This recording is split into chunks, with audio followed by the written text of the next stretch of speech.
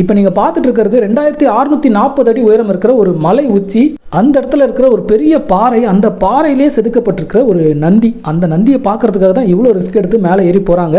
எவ்வளவு டெரரான ஒரு இடம் பாருங்க. நம்ம நிற்கிற இந்த பாறை இந்த மலையுடைய சரிவில் அப்படியே தனியாக நிற்குதுங்க.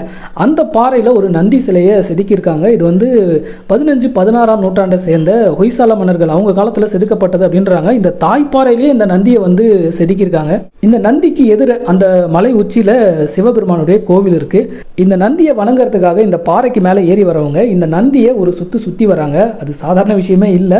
ஏன்னா இந்த நந்திக்கு பின்னாடி இடமே கிடையாதுங்க. நீங்கள் வந்து உயரத்தை பார்த்து பயப்படுறவங்களா இருந்தால் நிச்சயமாக இந்த இடத்துக்கு வந்துடாதீங்க.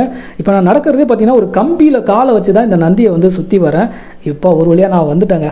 இப்போ இந்த பாறையிலேருந்து எப்படி இறங்குறது அப்படின்னு யோசிச்சுட்டு இருக்கேன். அவ்வளோ உயரம். இந்த நந்தி எந்த மலையில் இருக்குன்னா கர்நாடகாவில் இருக்கிற சிவகங்கா அப்படின்ற ஒரு மலையில் இருக்குது. இந்த சிவகங்கா வந்து பெங்களூர்லேருந்து 50 கிலோமீட்டர் தூரத்தில் இருக்குங்க.